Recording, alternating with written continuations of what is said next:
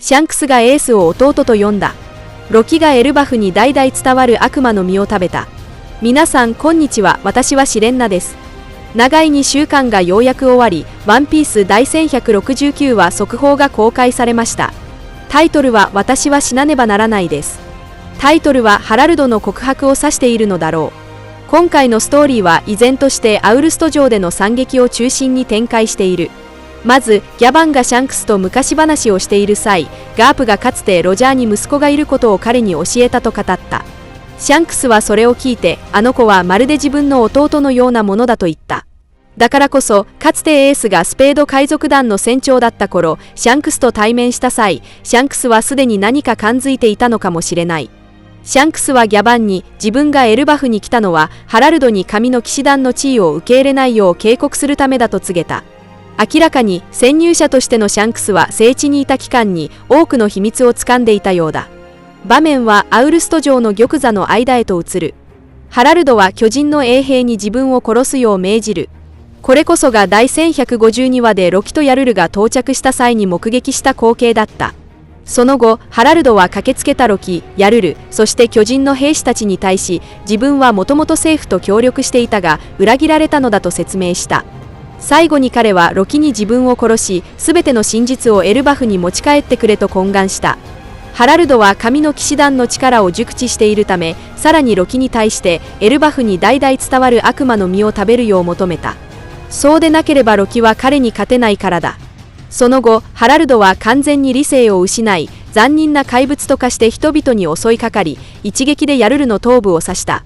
今にして思えば、この一撃がヤルルの部分的な記憶喪失を招き、それによってロキは重要な証人を一人失うことになった可能性が高い。間もなくシャンクスとギャバンが駆けつけ、ハラルドを止めようとしたが、全く効果はなかった。ハラルドはすでに正気を完全に失っていたのだ。一方、ロキはエルバフに代々伝わる悪魔の実を手に入れるため、宝物庫へと向かった。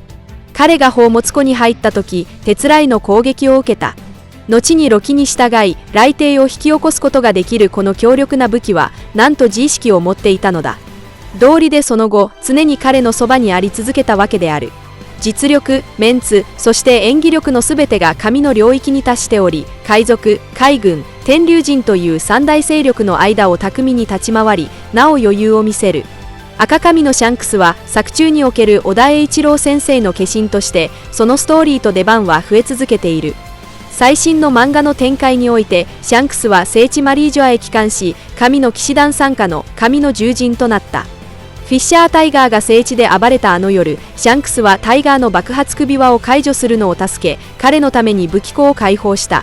これによりタイガーは武器を手に入れ、最終的にハンコック三姉妹やコアラを含む数千人の奴隷の脱走を成功させるに至った。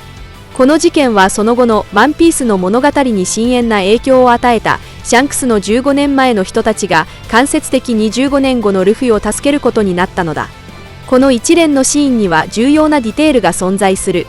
タイガーが反撃した際、シャンクスの頭の包帯を引き剥がすと、その傷口からすぐに血が噴き出したのだ。これはシャンクスが負っていたのが新しい傷であり、まだ癒えていないことを示しており、彼がティーチと交戦した直後であることを暗示している。当時のティーチは白ひげ海賊団の一階の目立たない船員に過ぎず、通常であれば2人が交戦する機会はない。両海賊団の間で衝突が起きていない限りは。ここから推測できるのは、シャンクスが聖地に戻った真の理由は救出された可能性が高いということだ。時系列はおよそ以下の通りである。約22年前、シャンクスは赤髪海賊団を結成し、数年間で徐々に頭角を現し、やがてガーリング星の目に留まることとなった。15年前、赤髪海賊団は海上で白ひげ海賊団と遭遇し、シャンクスは戦闘中にティーチに左目を傷つけられた。危険的状況の中、神の騎士団が現れ、ガーリング星とシャムロックが白ひげを攻撃し、シャンクスを聖地へ連れ帰った。これにより、後に白ひげがシャンクスに会った際に言った、貴様の顔を見るたびにあの男から受けた傷がうずきやがる、という言葉も説明がつく。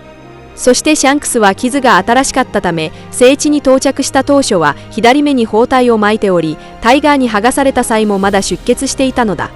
この戦いにより赤髪海賊団は離散し、シャンクスはそこから2年間にわたる解散と再結集の道を歩むことになった。後から考えれば彼はおそらく聖地に約1年間滞在し、14年前のある時点でエルバフに到着してギャバンと会談し、ある事件を阻止するためにハラルドと交渉しようとしたのだろう。しかしアウルスト城から突如として不気味かつ強大な覇気が爆発し、結局その悲劇を避けることはできなかった。ハラルドは一体なぜ死んだのか。巨人国編の冒頭から存在するこの謎が間もなく明かされようとしている。実際第1167話では多くの手がかりが示されている。まずはイムの契約能力の異なる段階についてだ。私は今年の7月22日に公開した動画で、シャンクスがかつて見習い神の騎士であったと推測し、騎士団の構造を解析しようと試みた。第1167話で小田先生はこの階級区分を明確にした。最下級の神の従人は浅見契約しか得られないが、13名の革新幹部はより高位の深海契約及び心身未契約を得ることができる。この命名法には深い意味があり、海への深さをイムとの結びつきの強さに例えている。強大な力は常に人を深みへとはまらせる。契約のレベルが高いほど得られる能力は特殊になるが、イムによる支配の度合いも深くなるのだと推測される。五老星は最高位の心身未契約に属しているはずであり、その後防星のシンボルには特殊な数字5が含まれている。彼らはそれぞれ数百年の寿命を持ち、老人の姿でありながら年齢が凍結されており、戦闘中にどのようなダメージを受けても迅速に回復し、互いに伝々中なしで直接テレパシー会話ができる。彼らの現在の怪物化能力はおそらく悪魔の身由来ではなく、イムから直接与えられたものであり、最強の契約と言える。しかしその代償として彼らはイムの支配を最も深く受けている。イムは直接実体として五老星に憑依し、その身体を完全に操作することができる。もし五老星に裏切りの行為があれば、イムは直接処刑することも可能であり、まさに完全なる操り人形だ。しかしこれほど強力な契約はイムもおそらく5人分しか維持できないため、五老星に欠員が出た場合にのみ新人が補充されるのだろう。その次の深海契約は8名の神の騎士に与えられる。騎士団の正式メンバーとして彼らは五老星に似た不死身の肉体を持ち、戦闘のダメージから急速に回復できるが、年齢の凍結はできず、歳月とともにおいて寿命を迎える。そのため昇格の可能性がない限り、騎士団のメンバーは通常時代ごとに老兵が退き、新人が補充される。しかし軍子は例外だ。イムの自重として彼女もまた不老を得ているようであり、あるいは器として選ばれているのかもしれない。そしてよりによって彼女こそが最も異変を起こす可能性のある人物なのだ。13という数字は神学的かつ宗教的な意味合いを持つイムの勢力にとって極めて象徴的であり、13人の使とそのうちの1人が裏切り者になることを連想させる。